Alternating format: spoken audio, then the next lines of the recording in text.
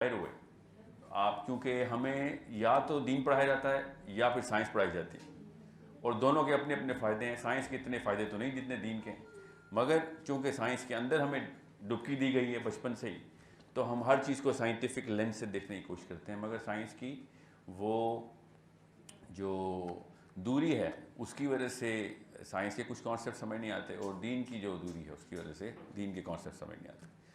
سو یہ کسی بھی موقع پہ اگر آپ کو ایسے لگے کہ میں نے کوئی ایسی بات کی کہ جس سے سائنس کو میں زیادہ ضروری سمجھ رہا ہوں، تو وہ بالکل مفروضہ غلط ہوگا آپ کا.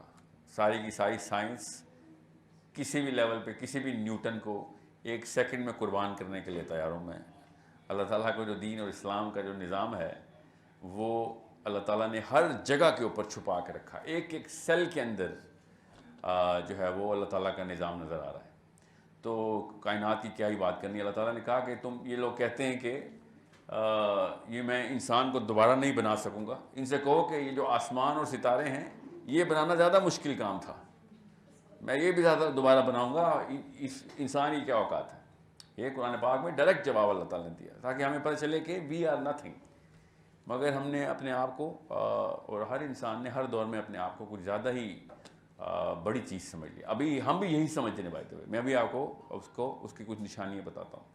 بہرحال مقصد آپ کو بتانے کا یہ ہے کہ چونکہ میں سائنس کی ٹرمنالوجی زیادہ بات کرتا ہوں، میرا ریسرچ بہت زیادہ ہے نیورو بایولوجی کے اوپر. سائیکالوجی میرا بیسک سبجیکٹ ہے، اور 20 سال لگا چکا ہوں میں ان دونوں اس نظام کو سمجھنے میں جو ادھر ہو رہا ہے.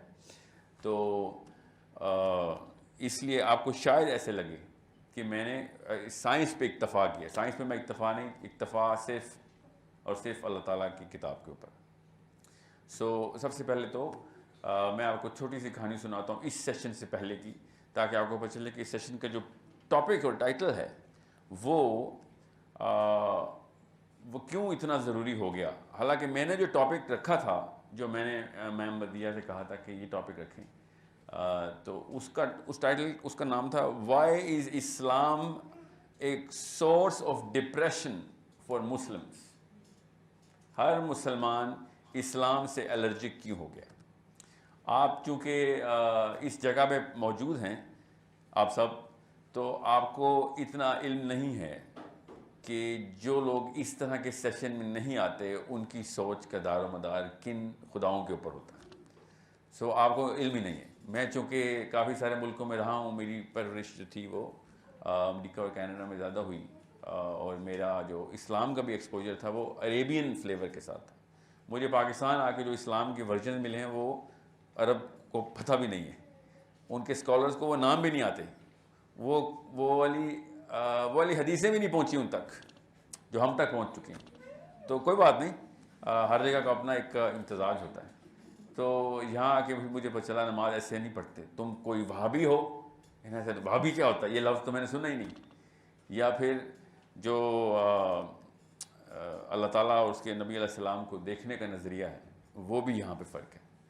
تو مجھے تو یہی پتہ چلا تھا کہ دین ایک ہے، قرآن ایک ہے اور کتاب بھی ایک ہے. تو پتہ چلا نظریات بہت سارے ہیں، اور ہر جگہ کے اپنے اپنے ہمارے جو بر صغیر کے اسکالرز ہیں، اللہ تعالیٰ ان کے درجات بلند کرے، انہی کی وجہ سے دین ہم تک پہنچا ہے. سو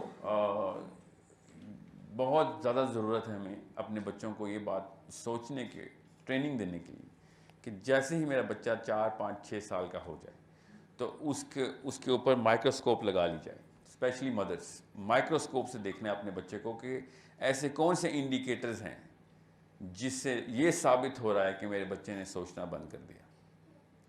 کیونکہ اللہ تعالیٰ سوچنے کی مشین بناتے ہیں، اللہ تعالیٰ عمل کی مشین نہیں بناتے. عمل کا انحصار انہوں نے ہم پہ ڈال دیا ہے، ورنہ اعمال کا سوال نہ کرتے.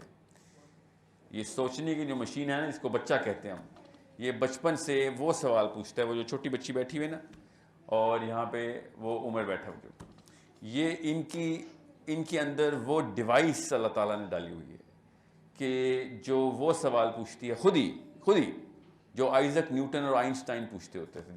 کہاں پہ؟ برکلی اور آکسفورڈ کے آپس کے مناظروں میں پوچھتے ہوتے تھے. یہ بچہ ڈائریکٹ وہ سوال پوچھتا ہے. ہمیں چونکہ ایکسپوجر نہیں ہے ان مناظروں کا، ان ڈیبیٹس کا، اس طرح کی مینٹل اپروچ کا، تو ہمیں یہ نہیں پتا ہوتا کتنی بڑی مشین اللہ نے ہمیں دیتی. So this is a problem that we don't know کہ کتنا بڑا ایسٹ ہمارے پاس آ گیا، اور چونکہ ہمیں پتہ نہیں ہوتا کہ یہ اتنا بڑا ایسٹ ہے. ابھی بتاتا ہوں وہ کیوں اتنا بڑا ایسٹ ہے ایک انسانی بچہ. تو ہم پھر اس سوالوں کو بند کرنے کے لیے تنگ آ جاتے ہیں، اسپیشلی خواتین بہت جلدی، کیونکہ ہم تو گھر پہ ہوتے نہیں نا، ہم تو پیسے بنانے کی مشینیں ہیں. اور تو مائیں پھر اس سوال کے جواب میں 2 یا 3 تھپڑ دو، صبح دوپہر شام، اور وہ بچے کو آرام آ جاتا ہے. پھر وہ سوچنا نہیں بند کرتا، بولنا سوال کرنا بند کر دیتا ہے. کیونکہ ہر جانور جو اللہ نے بنایا جس میں روح اور جان ہے وہ مار سے ڈرتا ہے، اور مار کے ڈر سے وہ کام کرنا چھوڑ دیتا ہے جس سے مار پڑتی ہے. تو ہم پھر اپنے ماں باپ سے سوال کرنا بند کر دیتے ہیں. اور خدا کی قسم انسان کے اندر جو سسٹم اللہ نے ڈالا ہے وہ کسی بھی مار کی وجہ سے بند نہیں ہو سکتا. تو وہ بچہ سوچنا بند نہیں کرتا، وہ آپ سے پوچھنا بند کر دیتا ہے. اور وہ پوچھنا بند نہیں کرتا، وہ آپ سے پوچھنا بند کر دیتا ہے. اور وہ کس سے پوچھتا ہے پھر؟ سوچیں ذرا، کس سے پوچھتا ہے؟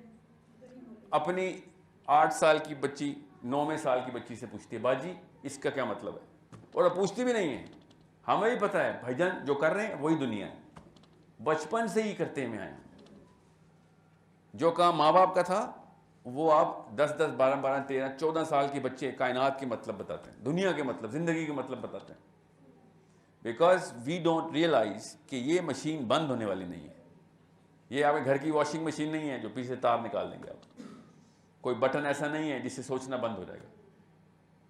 سو یہ سب سے پہلے ریئلائز کریں کہ ہم کتنی بڑی مشین اللہ تعالیٰ نے بنا دی. یہ جو میرا شکل اور جسم کپڑے یہ میری پہچان نہیں ہے، یہ مردے کی پہچان ہوتی ہے.